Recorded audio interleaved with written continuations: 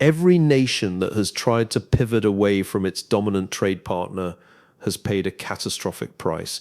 Every single one, without exception. The Romans learned it, the British learned it. And I want to argue today, using game theory and structural history, that Canada is now in the early stages of making the same fatal error, and the window to reverse course is closing faster than anyone in Ottawa wants to admit.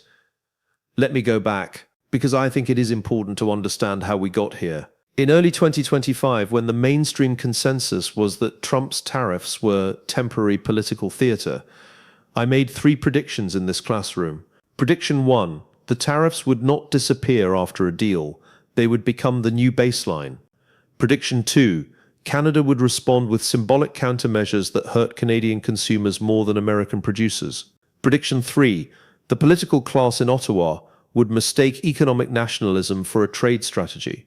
2 of those predictions have already come true. I did not make those predictions because I am special. I made them because I used a method, a framework. I call it predictive history, using game theory and structural patterns from history to understand where things are going. And today I want to use that same framework to tell you why Canada is not winning a trade war with the United States. It is losing one, slowly, quietly, and dangerously. So how do I make predictions? I look at 3 things. First, I look at structure, the deep structural forces shaping a situation, geography, population, economics. These things do not change quickly. They constrain what is possible. Second, I look at incentives. In game theory, every player is trying to maximize their own interest. So I ask, what does each player actually want? Not what they say they want, what they actually want, because those 2 things are almost always different. Third, I look at history, not because history repeats exactly. It does not. But because human beings are human beings. Empires are empires. Certain patterns appear again and again across thousands of years.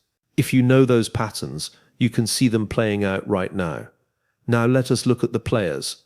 What does Mark Carney say he wants? He says he wants a bilateral trade deal with the United States that protects Canadian sovereignty and shields Canadian workers from Trump's tariff offensive.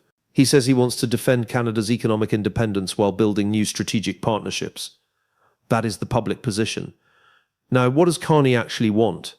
My analysis shows Carney wants to reposition Canada as a middle power broker, moving away from deep economic dependency on a single partner and building a diversified trade network with Europe and critically China. He is an economist who led the Bank of England and the Bank of Canada. He believes the structural case for diversification is sound. He may be right in the abstract. He is catastrophically wrong about the timeline. You cannot rebuild trade architecture in years when your industrial base is bleeding out in months. What does Pierre Poilievre say he wants? He says he wants Carney to move faster, to deliver the bilateral deal that was promised, to stop the bleeding in Windsor, in Ontario's auto corridor, in the steel towns already feeling the weight of Trump's adjusted tariffs. Now, what does Poilievre actually want? He wants to survive. 4 members of his caucus have defected to the Liberals in 5 months. The Conservatives just lost 3 by-elections. His majority arithmetic is gone. He needs Carney to fail on the economy before the next election cycle. His attacks on the trade file are not a policy prescription. They are a lifeline. What does Donald Trump actually want? He says he wants fair trade, reciprocal tariffs, and a level playing field for American workers. Now, what does Trump actually want? He wants Canada to come to the table in a position of weakness. Every tariff adjustment, every steel and aluminum escalation, every delay is deliberate pressure designed to extract maximum concessions when the USMCA review arrives.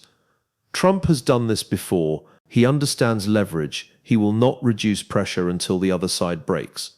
Okay, I have the players and their real interests. Now let us look at the structural realities. Structural fact number 1.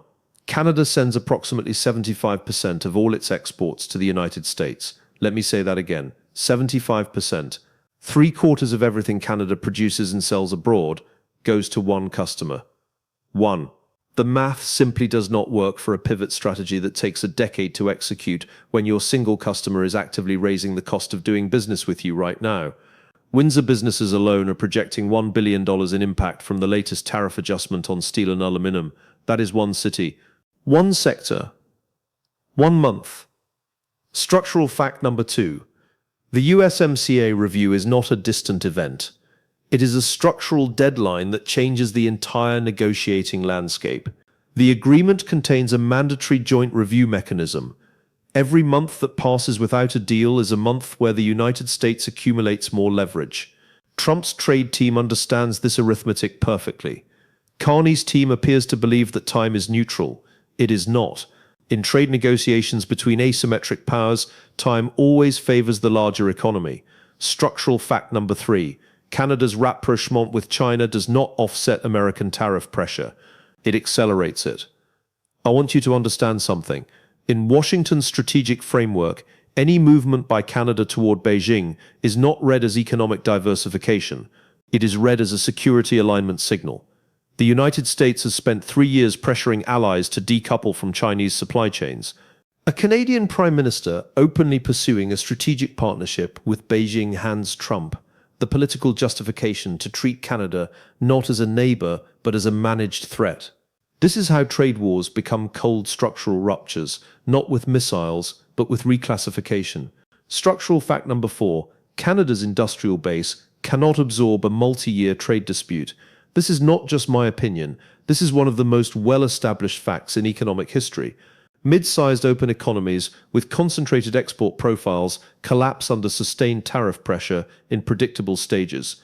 First, margins compress, then investment stops, then workers move, then the industrial capacity itself atrophies in ways that take a generation to reverse.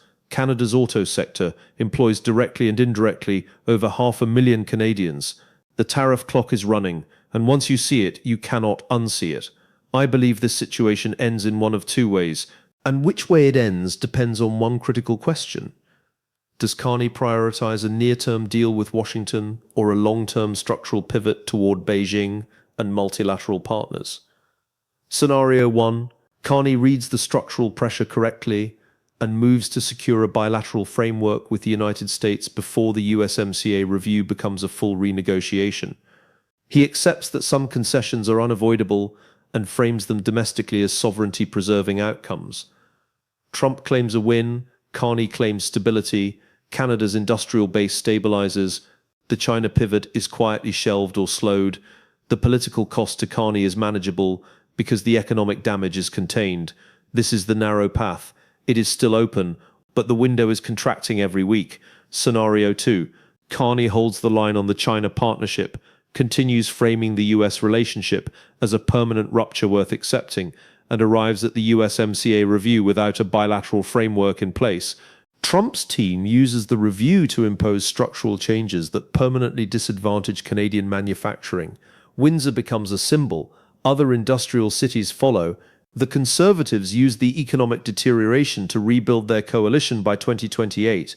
Canada enters the next decade with a fractured trade architecture, a weakened industrial base, and a deepened dependency on a Chinese partnership that the next US administration will use as a permanent justification for elevated tariffs. This is the catastrophic path, and right now, the structural incentives are pointing toward it. Now here are my 3 specific predictions. Prediction 1. The bilateral trade framework, if it comes, will not look like a traditional free trade agreement. It will look like a managed trade arrangement with sector-specific carve-outs that favor American producers. Canada will accept this and call it a victory. The framing will matter more than the substance. Prediction 2. Within 12 to 24 months, at least one major automotive manufacturer will announce a significant production shift away from Canadian facilities. This will be the moment the political debate in Canada changes permanently from ideology to survival. Prediction 3. The long-term outcome of this moment is not a Canada closer to China or closer to America. It is a Canada that discovers it has less sovereignty than it believed and must build entirely new institutional muscles it has never needed before. That is the new world it is entering. Question 1. Is Poilievre right that Carney is moving too slowly? The answer is yes on timing, but not for the reasons Poilievre states. The issue is not speed for its own sake. The issue is that every week without a framework is a week where the structural leverage shifts further toward Washington. I am confident that a deal in 2025 would have cost Canada less than a deal in 2027. Question 2. Can Canada actually pivot to China as a trade partner at scale? The answer is no, and here is why. China's import needs from Canada are concentrated in resources, energy, agriculture, minerals. Building a manufacturing trade relationship of the kind that employs the industrial middle class takes decades of infrastructure investment. The timeline does not match the crisis. Question 3. Does Trump actually want a deal with Canada? I am confident that Trump wants a specific kind of deal, one where Canada makes visible concessions that he can present to his domestic base as proof that economic pressure works. He does not need Canada to fail, he needs Canada to yield. There is a difference, and Carney's team needs to understand that difference clearly before the review deadline arrives. Let me close with a historical parallel. In 1930, the United States passed the Smoot-Hawley Tariff Act, and Canada responded with retaliatory tariffs of its own. The Canadian government believed it was defending sovereignty. What it was actually doing was accelerating the collapse of its own export markets during the worst economic contraction in modern history. Canada reversed course 2 years later, negotiating the 1932 Ottawa Agreements and then the 1935 Reciprocal Trade Agreement with Washington. By the time the reversal came, the damage to Canadian industry had already compounded. Canada in 1930 is Canada in 2026 right now.